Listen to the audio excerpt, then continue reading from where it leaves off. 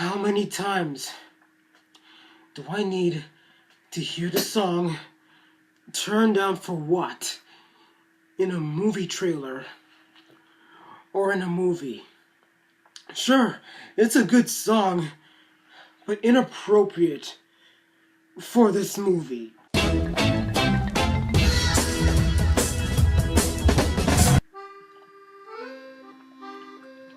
Horrible Bosses 2 is a sequel to the 2011 successful movie Horrible Bosses, directed by Sean Anders, the same guy who wrote Dumb and Dumber 2, and stars three main actors: Jason Bateman, Charlie Day, and Jason...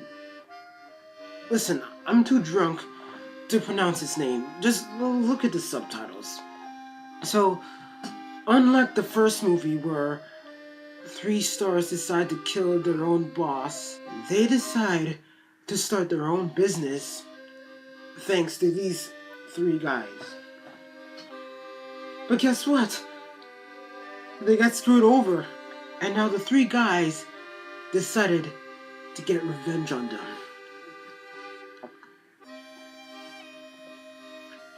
Now, let me make this nice and sparkling clear. To be honest, I didn't really like the first Horrible Boss movie.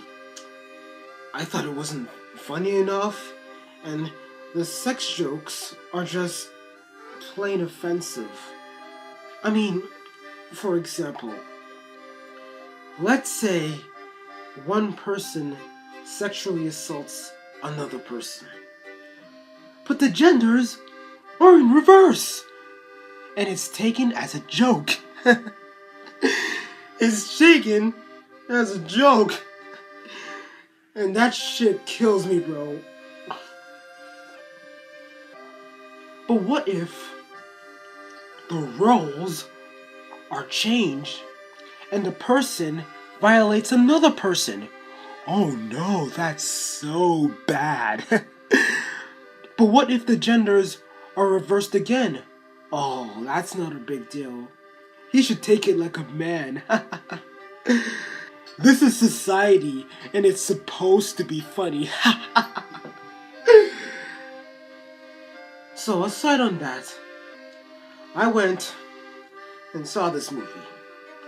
I did not have good hopes, and a whole bunch of critics were talking shit about this film. And just like the first movie, I didn't like this movie too. But maybe a bit worse. Why worse? Well, as much as I didn't like the first movie, at least it had a somewhat likable plot. But in this sequel, the plot kinda sucks. And it doesn't help that these sex jokes from the first movies are back with Jennifer Aniston with her bullshit with Charlie Day. But at least there wasn't much of that in this movie, so I guess that was a relief. So who else is in this flick? You got Jamie Foxx, you got Kevin Spacey with his cameos, Chris Pine. These people were not really laughable. I guess the most funniest person in this film is Chris Pine, by a little bit, who had a little fun with this film. And I guess I could put Kevin Spacey in second place. Then finally, you got these three stars in the movie. Now, the thing about these guys is that they are just a bunch of idiots. They are so idiotic that it affects the plot, and you are at the verge of not caring for what is going on with the movie. You are at the point where you're on the phone buying future tickets for the last Hobbit movie. Gee, Smaug is more interesting than these characters. But I gotta admit, this movie made me laugh at least a few times. But not as much as Jennifer Lawrence laughing in Silver Lining fucking Playbook. I'm just the crazy slut with a dead husband. So yeah, that's it. This movie is pretty much forgettable and not as funny as you want it to be. Guys, if you really want to see this movie because you are a fan of the first film, then go ahead. Even though I don't recommend it. I mean, this movie, these two movies, they're just not for me. I mean, it's just some old jokes all over again, barely any laughs, and the plot is just not that interesting. I'm gonna give this movie 4 laughs out of 10.